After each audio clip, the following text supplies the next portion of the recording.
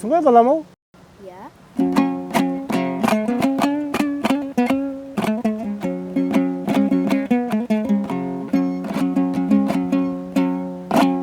Ай балам, анағың не зат? Бұл қазаққа спиннер. Кәне, көрелік. Мынау өзіміздің қазақтың қошқар мүйіз оюы ғой мынау.